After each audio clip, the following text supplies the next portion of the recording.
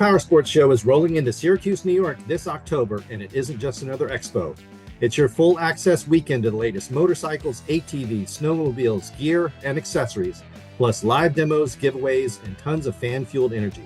Whether you ride street or track, snow or trail, Big East brings the world of outdoor recreation to you. It's live October 3rd and 4th at New York State Fairgrounds.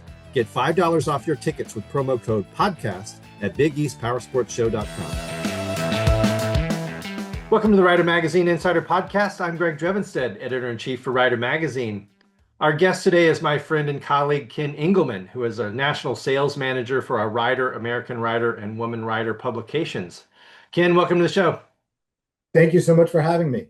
Good. Well, you are in Connecticut. I'm in California. And so I just kind of wanted to introduce you to some of our listeners. You've been working for the company for, it'll be a year, I guess, maybe in December.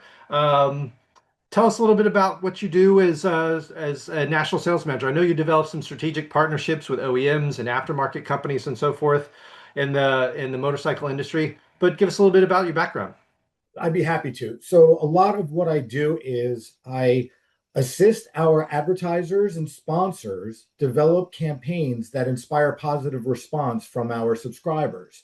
And at the same time, I help them engage with our subscribers so that our subscribers can learn about new products and services that will improve their riding ability, their experiences for mutual benefit. I'm a matchmaker that brings two different groups of people together for mutual benefit through our titles.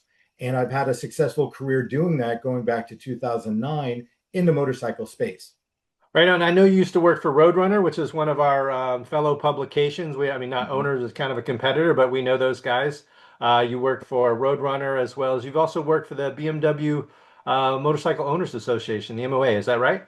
Yes, it is. When I first joined the motorcycle industry in 2009, I became the associate publisher ad director for Roadrunner. And then I worked as director of business development and marketing for the BMW MOA. Awesome.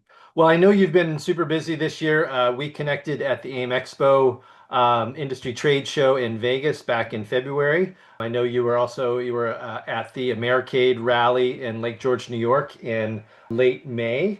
You've also had a really busy summer. I want to hear more about in June. I know you went to an event called the BMW Motorrad Boxer Days. It was a press event that was in Germany. So tell us a little bit about that.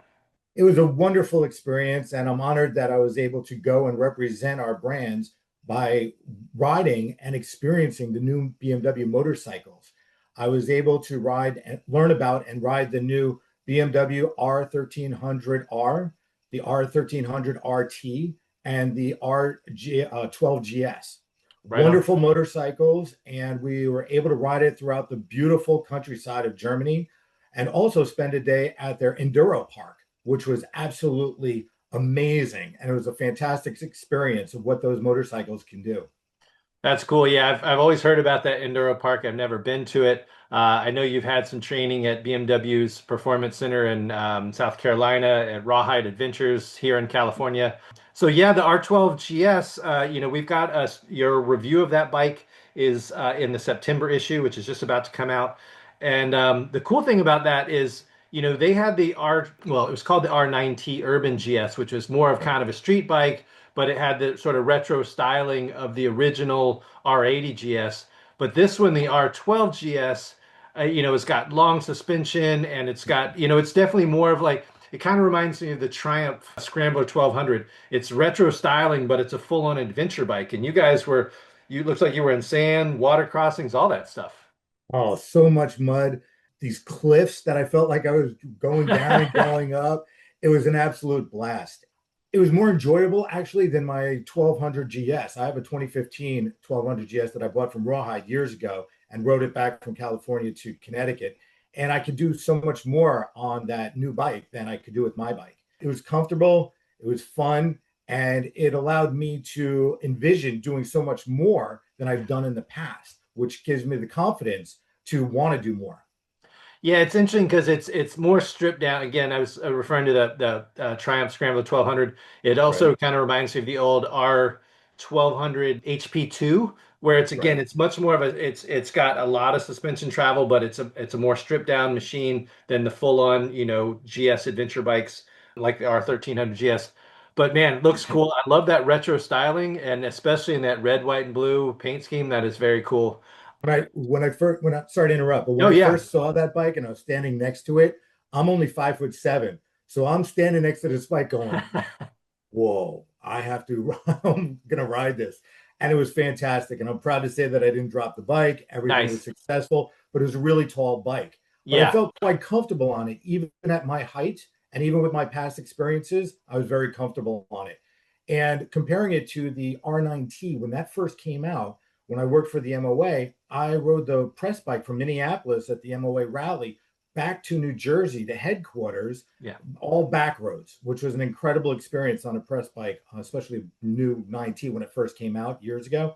So I was familiar with that kind of platform, but this is just on steroids compared to that. Yeah, very cool. I look forward to riding it. Like I said, it's super stylish. I think that's a cool look that's just not very common. There's tons of adventure bikes out there, but to Yeah. get that kind of retro styling, in addition to the Triumph, I know there's the Moto Guzzi V85, which is also pretty cool styling. Again, if you want that kind of retro look, as opposed to sometimes with adventure bikes, they're very utilitarian. They're kind of the SUVs of the two-wheeled world, and so they can get utilitarian and not just their performance, but their look. So to have something that's a bit more kind of flowing lines, a little bit more organic is pretty cool. So But it was also, also great on the road. I yeah, mean, we weren't just in the park on this bike. We took it in the on the street, on the highways, and through the I call them paths that yeah, connected the villages throughout the rolling hills of the countryside. nice. And it was a wonderful bike on the road as well. So tell us a little bit about the R1300R. That's the Roadster, and then the R1300RT is their Sport Tour. Now, I've ridden Right, the R1300 GS. That was our motorcycle of the year in 2024. right. Fantastic platform. And now they've been basically taking the R1300 upgrades and spreading it throughout the, R series, liquid cool boxer line. So, was this the first time you've ridden one of the R1300 models? Yes. What did you think? I thought it was great. It was a fantastic upgrade for their previous versions. And you could tell that they really pay attention to what their target market is interested in and upgrading to be modern, technologically advanced, as well as more comfortable and convenient for the rider to make their experience just elevate to a whole new level. And I Yeah, believe they're doing that across all their platforms. And it was great to experience and feel the wind, feel the performers, feel the suspension in a new way. And I right. just thought it just raised the bar. Right. Well, I mean, the thing about the BMWs, those R1300s, is they've always been a platform. They're some of the best selling bikes. Obviously, the R1300 GS and its predecessors is really the top selling model for BMW. But the R series platform has always been kind of their showcase for a lot of their high tech stuff. So that their dynamic suspension and a lot of the ride modes and electronic rider aids and so forth. A lot of really cool stuff that you can get on the bike, and yeah, makes it very sophisticated, makes it quite expensive, but it's a really premium ride experience, and I really look forward to the. I haven't read an R in a long time, but I'm a big fan of the RT. It's just a great touring platform, so I hope to get a It's test bike great. here in California before too long. When we were about to go out on the RT, it was downpouring outside. When we left the BMW group, garage door open, we went out into the rain, and it held it strong and firm in the rain and in the different modes that I was able to play with. Yeah, But that bike was so comfortable, and the R also, that I could just keep going. yeah, It was yeah. time to come back. I didn't want to. It was so comfortable, and the ergonomics and my sitting position was Yeah. just fantastic. So I could just see the open road go on forever with those bikes. That's great. I mean, to be a guest of Germany, excuse me, BMW in Germany, I know you were based in Munich, and Right. Munich is far south in Germany. It's close to the Alps. I know that's where they road test a lot of their bikes are in the Alps, and it's Yeah. fantastic riding, beautiful countryside. So yeah, really glad you got to go to that. I was pretty envious. You got to ride three very cool bikes in a very cool location. So yeah, that was fantastic. So thanks for doing I'm that for us. appreciative. And I'm Yeah, awesome. appreciative of it. Thank you. So that was June, and then I know in July you went to the AMA Vintage Motorcycle Days. So that's the American Motorcyclist Association's annual Right. gathering. It's at the Mid-Ohio Sports Car Course in Lexington, Ohio. That was your first time you've been to the Vintage Motorcycle Days, is that right? Yes, it was. And I've been in the industry, as I said, since '09. So I've been to all the major rallies, but that is just one I'd never attended. And it was eye-opening and it was awesome to experience. It was a different experience because I was able to experience not just racing, but off-road dirt and mud racing and create your own challenges with dirt bikes and pit bikes and quads and side-by-sides and golf carts, and it just went on, and it was a dirt fest, and everybody had a smile on their face. And to me, one of the most beautiful things besides the business part of why Yeah. I was there was seeing families together and parents teaching their young children how to ride.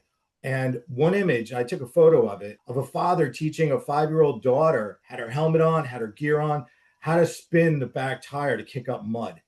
And it was just caught me off guard because, Sturgis, Americade, Daytona, a lot of the other events I've attended over the years, you don't really see that parent child Right.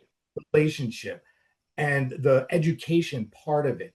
So I really see a lot of wonderful things engaging future riders, which is something that's very important, not just to us, but to our industry.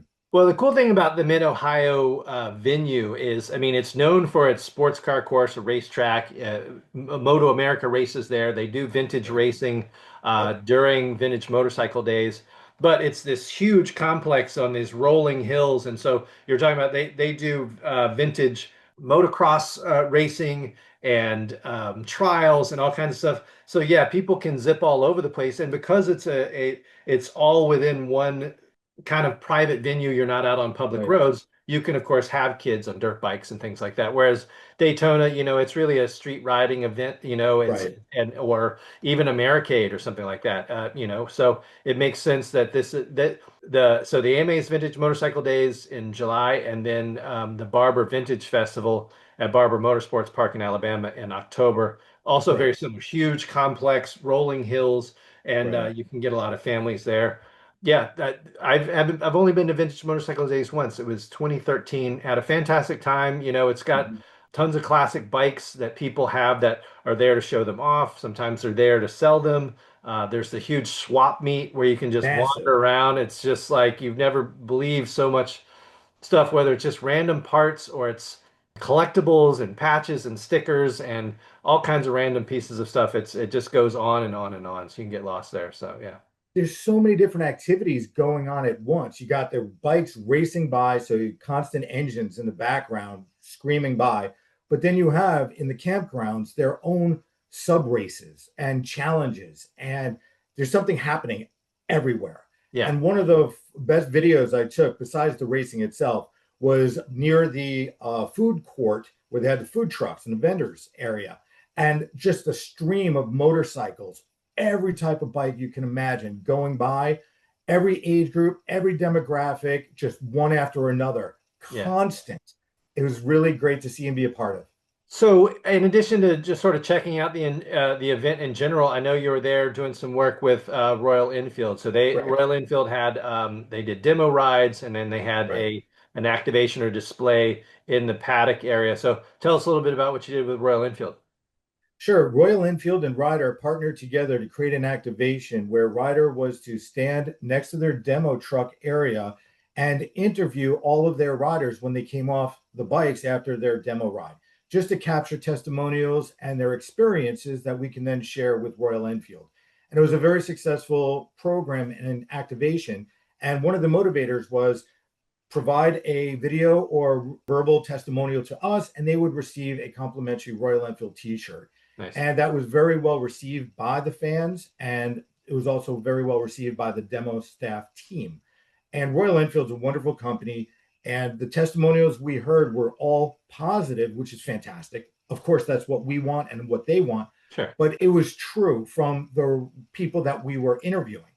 And the quality of riders of the interviewees that we were talking to, most had at least 8 bikes in their stables at home. So they were experienced riders, not just brand new riders or those that wanted a free ride. They were really interested in the brand.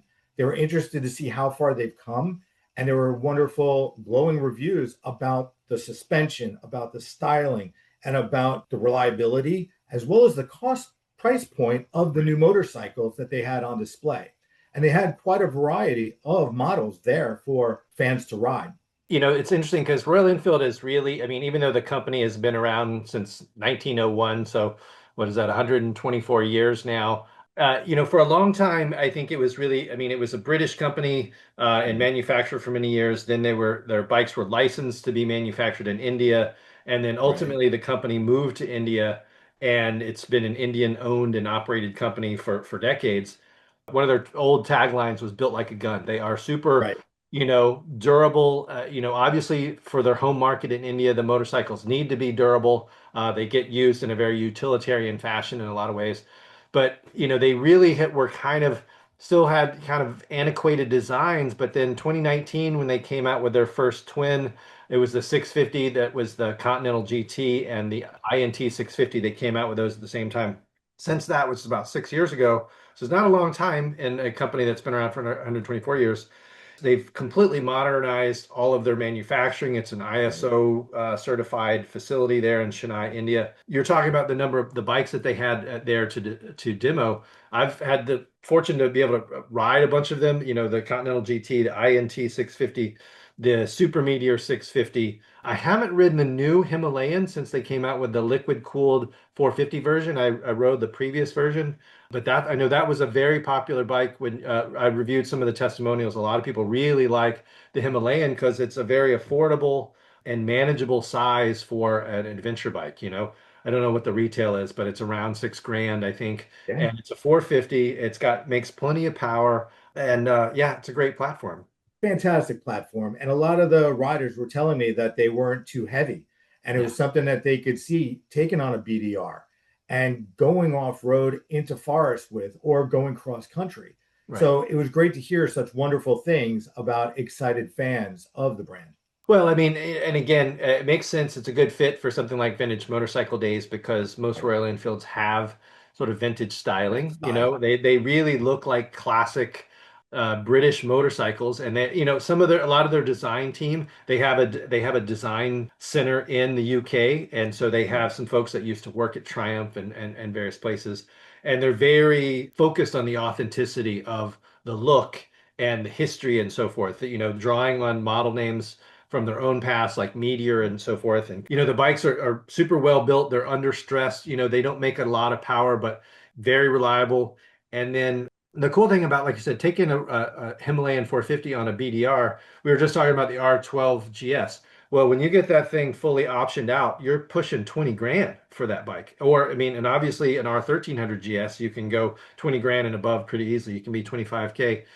But, you drop that bike, something breaks, a lot of things can happen, but if you've got a $6,000 motorcycle like the Himalayan 450, hey, it's not got all the whiz bang technology. It's not got, maybe not as fast on the road or make as much power, but it'll get you through. And then if something happens to it, it's still a $6,000 motorcycle. It's not going to cost a lot to fix. It's just a different set of priorities. Some people that, wanted, they're like, hey, I already, like you said, have some bikes in my stable. I'd like to add one. I don't want to spend a lot of money. I want something I can either for a specific purpose, like doing a backcountry discovery route, or just cruising around town. Because the Royal Enfields that I've ridden myself and tested almost without fail, when you stop at a gas station or you stop somewhere, people think that you're on some vintage Triumph or something. They just think it's a Right. vintage motorcycle. I'm like, well, it's got the vintage style, but it doesn't have the vintage headaches of dripping oil on the parking lot and the electrics that don't want to work and all these kinds of things. I mean, you've got fuel injection and modern engine management,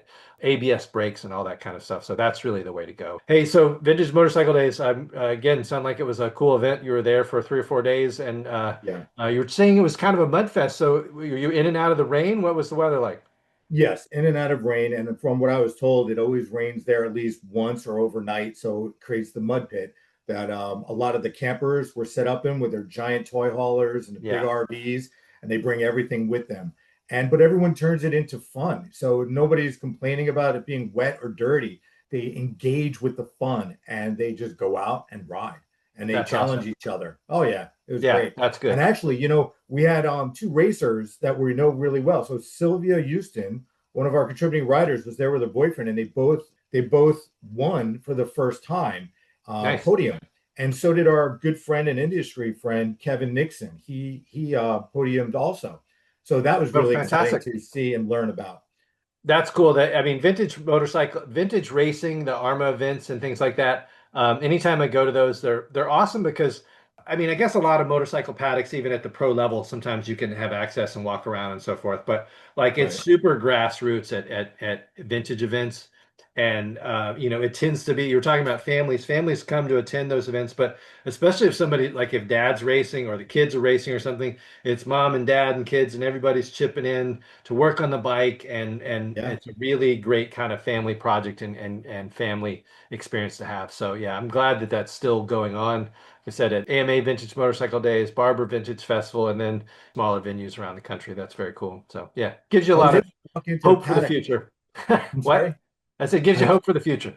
Oh, definitely. Yeah. You could definitely you see it there and you feel it. And the goosebumps I had from just walking around, whether it was the campgrounds or the swap meet or the racetrack or the paddock area, and watching everybody work on the bikes in the garages or standing in the stands overlooking the actual races take place. You Yeah. just you smell it, you Yeah. hear it, you feel it, and it was great to be a part of the industry, but seeing what can be going forward.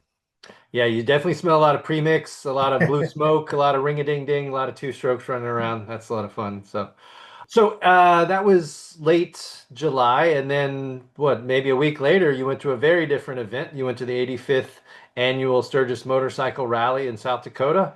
So what was that Yes, like? different. Um, Yeah. it was a great experience. It was the 85th anniversary, as you were saying. And one of the highlights was getting to meet and buy a book and have her sign it by the 85th anniversary of Sturgis, Grand Marshal. Her name is Gloria Struck, and she just turned 100 years old in July. And she's an amazing woman. She's an amazing, inspiring motorcycle enthusiast. But for her 90th birthday, she rode 1,700 miles from New Jersey to a Motor Maids convention and back on That's her awesome. 90th birthday. That's And fantastic. so everyone, of course, was giving her a round of applause. And everywhere she went, she was the star to be seen with. And of course, I picked up a book, which I'm so happy that I have here that she signed for me. But Fantastic. it was a great experience, a ton of riders, hundreds, thousands of attendees. For the 2 days that I was there, the work days, I was able to spend time with Harley Davidson corporate, Indian corporate, and a lot of the advertisers that we have and the sponsors of the event. But the overall vibe between Harley Davidson Rapid City and Sturgis was positive, and everyone was into their motorcycles. But one thing that did strike me was seeing more trikes Yeah. and side by sides than I remember because the last time I was there was 2011. And I guess that has to do with aging, a Sure. rising age. Sure. But they were totally embraced. On the outskirts, I saw so many RVs and so many toy haulers and trailers, but nobody was saying anything about it. The vibe was still the same and it was crowded and everyone got along. Yeah. Everywhere I went, there was a respect, a mutual respect. And that was pretty interesting to me because, Sturgis, you know what you hear, you know what you see. But at the same time, walking across an intersection on Lizelle or on Main Street, you walk up to the intersection, bikes, cars stop, everyone lets the next person go, next person go, next person Yeah. go. Orderly, Yeah. complete orderly respect at every intersection. And that was a wonderful thing to see Nice. and experience. Well, yeah, I mean, I think, Sturgis is because it's been around for so long, I think it's always had kind of a rowdy reputation. I'm sure in the 60s and 70s, it was probably, a lot grittier than it is today. I know from, having been to Sturgis myself a few times and looking at some of your photos, I mean, in some ways, there's a lot of corporate sponsorship now. The Yeah. Buffalo Chip is a big venue, and Yep. Progressive Insurance is a big sponsor of things, and Law Tigers, and Russ Brown Motorcycle Attorneys, and Yeah. Harley Davidson, and all of these. And so you mentioned Black Hills Harley Davidson. That's a huge dealership in Rapid City that then has this enormous vendor display area where people Right. get work done on their bikes or can buy stuff for their bikes. Any company that you can think of that is in the aftermarket or makes tires or parts or accessories or something like that. And then, Are there. yeah, they're all there. And then, Like I said, I know there's big venues. You said the Full Throttle Saloon is got a revamped location. Huge Yeah, campground. Yeah, and yeah, activities going 24/7. Just like the Thunderdome is a new to me experience out in the hills outside of Main Street in Lizelle, like 5 miles outside. right. Easy to get to, but there's so many activations happening all the time. Similar to, Daytona Bike Week, is that there is the street scene, which is very popular. I mean, all kinds of bikes, tons of customs. Like you said, it's not all Harleys and Indians. There are Japanese bikes and European Oh bikes, and yeah. there's Can-Am Spiders, and there's Polaris slingshots, and all kinds of stuff like that. But there are the bike shows that are kind of organized shows where you can see what the top builders are producing. There's the concerts at both Sturgis and Daytona. There's a lot of racing. I know there's the AFT racing going on at Sturgis. They had their Jack Pine Gypsy Short Track 1 and 2, so they had a double header. They did the adventure trackers where they've got the Oh, adventure bikes like the Pan America, Harley Pan America, Triumph Tigers, and so forth that are racing each other. And then there's all kinds of the events at the outlying areas like Deadwood and various other towns. You can go out to Keystone had a Devil's giant. Tower and Badlands, all those places. Yeah, it's great riding. So Oh, yeah, it's epic riding. yeah, Absolutely. yeah. In the Thunderdome, they had a world record attempt, and the guy succeeded and earned the record for jumping a Harley Davidson over a certain amount of vehicle, I believe vehicles. I didn't Yeah, get it to was see over it 200 firsthand. feet or something like that. Yeah, Yeah. And yeah, it happened. I was there and I didn't even know that was happening. I mean, that was right. just one activation of so many happening. Yeah, Woody at the legendary Buffalo Chip, he had motorcycles as art, as an exhibit inside of the chip. And that was a very big successful activation. So everyone's looking for new ideas and way to engage people and not just repeat the past, but they're looking forward to what's going to inspire more people to come, attend, engage, and grow with the industry right. and take it to the next level years into the future. And that was wonderful to see. Well, the nice thing is like, it really is these really big rally events like Daytona, Sturgis, and others. There really is something for everybody. If you want to Right. just do the street scene, sit there and either on the sidewalk, on your bike, at a bar, whatever, and watch the people go by because the people watching is epic. Or Yes. you can do the riding out into Needles Highway and Iron Mountain Road and go to Mount Rushmore and go and do all Right. that stuff. And it's fantastic riding through the Black Hills. Like I said, there's concerts, there's art exhibits, bike shows. I mean, it's just and races. Yeah, you can't do it all. You can't be in every place at once. So you've got to kind of pick and choose. But those events go for over a week, and so yeah, if Yeah. you've got definitely a marathon. If you're gonna want to experience it all, you got to go and invest some time. So With my 2 days there, I was up at 6:30 on site, and then I was home around 11:30 every night, yeah, home back to the hotel. yeah, And I was able to experience as much as I possibly could. It was great to see, concerts. You were saying Gene Simmons band. I got to see him from Kiss. Here's an interesting story. When I went up to the airport here in Connecticut to catch my plane on the shuttle bus, two guys, long hair, get on the bus. One has a guitar, and on the box they put onto the container, it had the word docking. And I'm an 80s guy. And I'm like, are you guys in the band docking? They're like, yeah, we're going to play Sturgis. I'm like, you're kidding. I'm nice. such a fan. So they set me up for a pass to see them in one of the campgrounds. Oh, So of right, course I went and it was outstanding. I was also able to see all different types of motorcycles there, as you had mentioned a little while ago. It's known for V twin, but it was so many BMWs, right, GSs. There were right. so many Ducatis. There were so many all types of bikes, and of course Can-Ams and Spiders, and much different than traditionally people think of Sturgis. Right. And I think I could say it was more family friendly than I remember in Sure. 2011, but Yeah. they're embracing that. And that's a great thing for everybody in product and service providers, OEMs, everyone involved. I think, those big events, some people just want to go spend time around a bunch of other motorcyclists. They just want Right. to like be part of the scene, feel the energy, feel the vibe, check out the bikes, check out just everything because, Yeah. there's always a lot of people that want to kind of show off their machines. People wear Man, costumes. They wear all kinds of yeah. So it's people. There's a real spectacle aspect, and like I said, it's just epic bike watching and people watching. You can just go post up somewhere and watch them go by, and it's fantastic. So good. on Lizelle and Main Street, everything you just said. Also inside the legendary Buffalo Chip, which Woody has tagline, the best party anywhere. And you could ride your motorcycles into the Buffalo Chip and park in front of the stage and watch the bands. So it was great. After one band, I saw Saliva, which I wasn't really too familiar with. They have one song I remember, Click, Click, Boom. Mm. In between them and then Gene Simmons' band, they had competition. Everybody's just revving their engines. They had thousands of bikes all at once. It was like an earthquake mixed with thunder that you just felt in your bones. And it was just, you just smile. It's Oh, just the awesome. coolest thing to be a part of. And Yeah. yeah, that was really cool.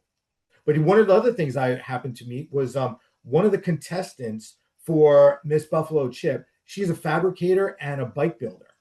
And when she heard that there was a person from American Rider there, she tried to find this person who happened to be me. So after she was competing on stage, she came up to me where I was and said, "You want to see my bike?" I'm like, "Absolutely." So she showed me the bike, and it's something we'll talk about later to possibly interview her Yeah. because here's this fabricator builder who's also participating in Miss Buffalo Chip Nice. and has a very interesting background.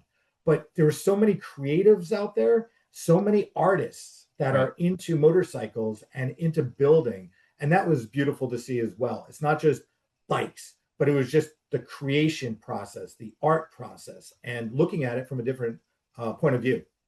Well, I know the motorcycles is art exhibit because I remember going to that once before. So in addition to the custom bikes, there's actually, artwork on the walls. So it's Right. painting. I know Michael Lichter, the, photographer, he's really Yeah. well known and associated with Sturgis. He does some exhibits at Sturgis, sometimes done some of his photography. So yeah, like I said, there's something for everybody at an event like that. Very cool. One painting that was up on the wall in the Buffalo Chip during this art show just captivated me. And I just stood there staring at it. And it just took my mind to places of the past. And it's a very cool image that has to do with Indian motorcycles and the Oh, open plains of the past, nice. Very cool. which Awesome. also turns into me thanking Indian motorcycles because and thanking you for being introduced to the right people at the demo team. And I was able to take one of their motorcycles, the Dark Horse, and I went up to the Black Hills and to Mount Rushmore. But at the time of day that I broke away to do that, thousands of motorcycles are coming at me, and I'm Yeah, by myself going into the wind and into the sunset. And it was magical. Of course, the weather made a difference, the scenery sure. made a difference, but it truly was magical riding an Indian motorcycle up into the Black Hills. I'll never forget those 2 hours, just perfection. Yeah, that's one thing Sturgis has on Daytona all day long is much better riding, the scenery and so forth in the Black Hills. And weirdly, I mean, as many people that go to Sturgis, if you go some of the back roads in the Black Hills or go down towards Badlands National Park, something, you can Right. get kind of away from it. Now some of the things like Spearfish Canyon Road, sometimes it gets to be this 35-mile-an-hour conga line and it gets kind of frustrating. But, you go to some other places like out to Devil's Tower or something. Yeah, you can Yeah. get away from folks, ride out to Bear Butte, and Yeah. they'll be, like I said, sometimes the bikes will be in packs, but sometimes you can get away from it. And yeah, it just makes it fantastic. I mean, of course, if you can ever go ride there when there aren't as many bikes, you can have the road basically to yourself because it just doesn't get a lot of visitors. I mean, Mount Rushmore is a draw, but yeah, Right. it's nice. Remember when I rode my bike cross country in 2016? I stopped up there and I got to see all those points without any bikes around, and it was Yeah, absolutely wonderful. It wasn't as crowded on the road as I remembered from 2011. There was more of a controlled chaos where there yeah, was respect of other people, even in cars, trucks, pickup trucks, right, RVs, right. even on Lizelle. I would never imagine that, but they were all mingling together That's and there good. was no problems. Yeah, Yeah, nice, nice. Okay, so we're recording this kind of in the middle of August, and then coming up in October, our company runs something called the Big East Powersports Show. And right. it's been going on since the mid 90s. For many years, it was called the Big East Snowmobile Show, and that's really what a lot of its focus was. But in the last few years, it's expanded to include not only snowmobiles, but ATVs and side by sides and motorcycles. So the Big East Powersports Show takes place at the New York State Fairgrounds in Syracuse, New York on Mhm. October 3rd and 4th. So that's a Friday and a Saturday. And this year on Saturday, I will be there and we will be announcing and unveiling Ryder's 2025 Motorcycle of the Year. So we Wow. haven't done an in-person unveiling or award in quite a long time, pandemic, all that kind of stuff. So yeah, we're really excited to be able to be there at that event. So you can go to BigEastPowersportsShow.com and get more information as well as tickets to the show. And if you'd like to see Ryder's Motorcycle of the Year unveiled, that will be on Saturday. I think we're going to be shooting for midday around 1 o'clock, but we'll have a firmer schedule coming up. So, well, hey, I'm Ken, really you've had a excited bunch. about that show. What? Oh, I'm sorry. I was just going to say, I'm really excited about that show. The amount of attendees that are going to come to the show, and they're going to look for the OEMs, they're going to look for the dealers, they're going to look for aftermarket products and gear and accessories. And I'm really excited to be a part of this show. It's an opportunity for any of the product or service providers that we work with to set up an exhibit and have presence in front of all of these attendees who are buyers and they're coming to the show in order to learn and invest in improving their riding experience and their safety. Absolutely, absolutely. And Syracuse, I've actually never been to Syracuse, but it's not too far from the Finger Lakes. It's not too Right. far from the Adirondacks. There's good riding in Yeah. nearby. So coming to the event, you can make a weekend of it and get some good Right. riding in. So again, Big East Power Sports Show, October 3rd and 4th, the New York State Fairgrounds in Syracuse. Well, Ken, I'm envious. You've had a much more adventurous summer than I have since Kevin Duke went to go work for Denago Power Sports. I've been juggling the editorial roles for both Rider and American Rider, and it's been keeping me pretty busy. We've had some great content. I appreciate you putting in some reviews of some of these BMWs, your Sturgis Rally report. We'll have an upcoming report from your experience at the AMA Vintage Motorcycle Days. But you've been out and about interacting with enthusiasts and readers and advertisers and all that. Sounds like you've had a great time. So, I've definitely had a great time. There's no doubt about it. But part of the reason I travel so much is to engage with our prospects, engage with our investors, and serve them and help them accomplish their goals. I mean, that really is what my job is, to help our investors accomplish their growth goals. But a lot of it has to do with being where they are. And when they absolutely. invest in different events, we have to have presence there. So I'm happy to represent our titles and be there, developing these relationships, learning what their goals are, and then strategizing on different activations, whether it's advertising, whether it's creating a unique activation like we did with Royal Enfield or with Michelin for Daytona. We are EPG and we have the ability to do things much differently than traditional print or digital advertising. And so I'm introducing many of these different opportunities to our investors and to our prospects. And so far, it's going very well. Awesome. Great. Well, hey, I really appreciate your time coming on the show, talking to me and our listeners, sharing a little bit about what you've been doing, getting out in the industry at some of these events. So thanks again for being on the show, Ken. Thank you so much. Awesome. For the Rider Magazine Insider Podcast, I'm Greg Drevitt. Thanks for listening and keep the rubber side down. You can also subscribe to print and digital editions of Rider Magazine, which is published 12 times a year. Thanks again for listening.